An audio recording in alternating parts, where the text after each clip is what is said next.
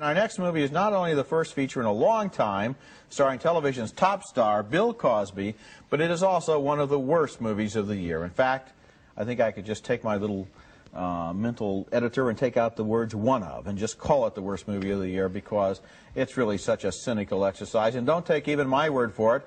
Bill Cosby himself has gone on talk shows to denounce this film. The movie stars Cosby as a former CIA agent who is now a millionaire San Francisco restaurant owner when he's called out of retirement to battle an evil villainous plot to conquer the world by attacking her enemies with trained small creatures like frogs, squirrels, and rainbow trout. Cosby knows he's in trouble when hitmen attack him in the kitchen of his restaurant. Go easy, Monroe.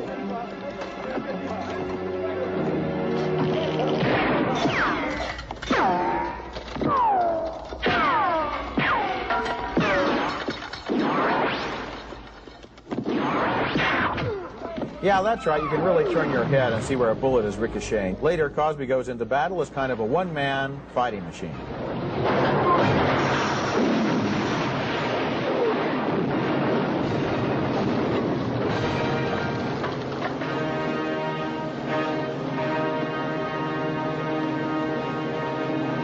Thick door. And no matter what he fires at it, the door doesn't go down. How funny. The door is still there. How hilarious. How highly, highly humorous. Maybe at some point there was an original inspiration for a good comedy here. I don't know. They certainly were not reluctant to spend a lot of money looking ridiculous in this movie, and sometimes that works, but not this time. The whole movie is a mess, and even though Cosby has disowned it, he cannot escape all the blame. I don't think so. In one scene, his 20-year-old daughter brings home a 66-year-old man that she wants to marry. Cosby is appalled. This guy is robbing the cradle. What does he do? He calls for a sandwich and a Coke. And then he holds the Coke bottle prominently next to his face for the rest of the scene. First it says Coca-Cola, then the next shot it says Coke, in case you missed the point. Who released this movie? Columbia. Who owns Columbia? Coca-Cola. What is Coca-Cola doing with this movie? They have a lot of products in this movie, Gene, that you can get a tie-in where you can get the product in connection with buying a ticket for the movie.